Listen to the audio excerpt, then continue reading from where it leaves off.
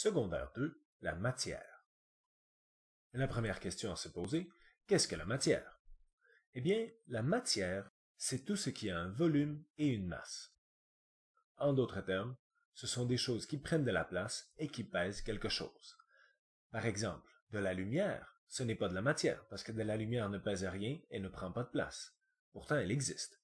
Alors qu'un stylo, un ordinateur, une feuille et même de l'air qui nous entoure sont de la matière puisqu'ils pèsent quelque chose et qui prennent de la place. La deuxième question, de quoi est faite la matière? Eh bien, c'est une question complexe. Ça fait très longtemps que nous avons des débats sur la question et même chez les Grecs anciens, il y avait des débats déjà.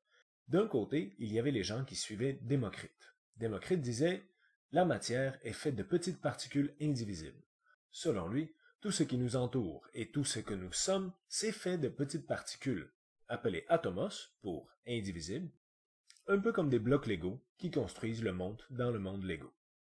De l'autre côté, Aristote disait que le monde est fait d'éléments, comme le vent, la terre, le feu et l'eau. Selon ces théories, nous étions faits de différents éléments et chaque élément avait une certaine caractéristique. Au Moyen Âge, nous avons adopté les idées de Aristote et les idées de Démocrite ont été mises de côté. Pendant près de 2000 ans, les gens utilisaient cette idée pour comprendre la biologie elle-même. Par exemple, si une personne était malade, on disait qu'un des liquides spéciaux dans son corps, que ce soit la bile noire, mucosité, sang ou bile jaune, était pas en équilibre. Il y avait trop de bile jaune ou trop de bile noire ou des idées de ce genre-là. Dans ces cas-là, il fallait faire une saignée et donc on faisait saigner les gens pour enlever le trop de sang dans une partie ou une autre du corps. Le modèle des éléments se retrouve également en Chine, par exemple avec le Wuxing, qui est une représentation du monde entier selon les éléments, que ce soit l'eau, le bois, le feu, la terre ou le métal. Dans ce cas, nous en avons 5 et non pas 4, mais il y avait une représentation du monde selon les éléments. Donc, chaque chose serait composée de ces éléments fondamentaux du monde. Dans l'Occident, il y avait 4 éléments, alors que dans l'Orient, dépendamment de la culture, on pourrait en avoir 4, 5 ou autres. On peut même voir ce genre d'idée représentée dans la célèbre série télé Avatar. Par contre, 2000 ans plus tard, et avec beaucoup de recherches, nous avons ramené l'idée des atomes. John Dalton avait ramené l'idée de Démocrite en disant que Démocrite avait raison, qu'en réalité, le monde est fait d'atomes, et que les atomes sont des particules fondamentales qui composent toute la matière et qui ne peuvent pas être divisées chimiquement. En réalité, c'est possible de diviser un atome, mais John Dalton ne le savait pas. Pour diviser un atome, il faut par exemple faire une bombe atomique ou être dans le cœur du soleil ou quelque chose comme ça. Selon John Dalton, les réactions chimiques que nous voyons dans le monde de tous les jours, par exemple prendre du fer, prendre du soufre, les mélanger ensemble et obtenir quelque chose de différent, eh bien c'était juste les atomes qui se collent, qui se séparent, mais qui ne vont jamais disparaître et jamais apparaître. Ayant compris ça, nous avons commencé à écrire les formules chimiques. Par exemple, à la place de dessiner ça, un chimiste pourrait écrire la formule chimique suivante. Puisque le premier, c'est un atome de fer, nous allons écrire son symbole, Fe.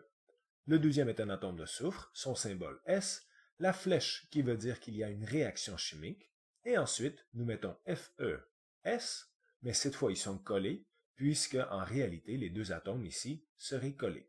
À la place de faire des dessins, les chimistes vont simplement écrire les symboles chimiques pour aller plus vite.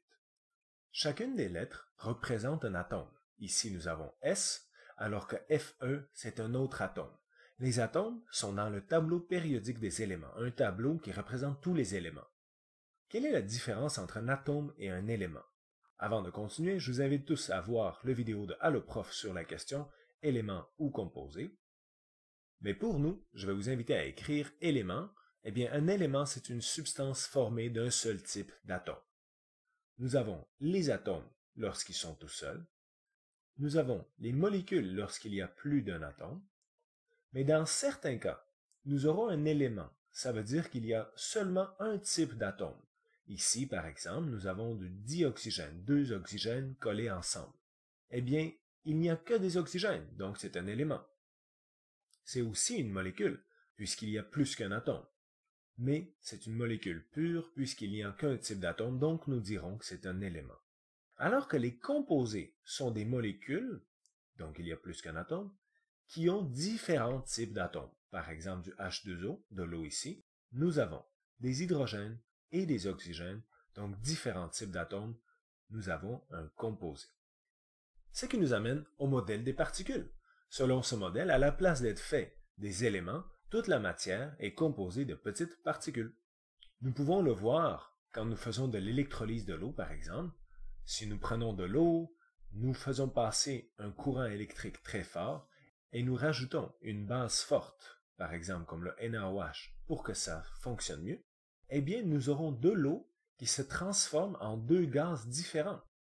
Le génie de John Dalton était de comprendre que justement, ce n'est pas l'élément de l'eau qui devient l'élément de vent, c'est plutôt les particules de l'eau qui se séparent d'un côté en un gaz et de l'autre côté dans un autre gaz. Selon Dalton, nous pourrions représenter la situation selon l'équation chimique ici. Depuis John Dalton, notre compréhension des atomes a beaucoup évolué. Nous ne les dessinons plus vraiment comme des petits cercles quand nous sommes en chimie avancée. En fait, avec les recherches de J.J. Thomson, nous avons appris par exemple l'existence des électrons. Donc les atomes sont composés de quelque chose de positif en plus des électrons. Depuis Rutherford, nous avons appris l'existence des protons. Les atomes sont composés d'un noyau avec des protons et des électrons qui tournent autour.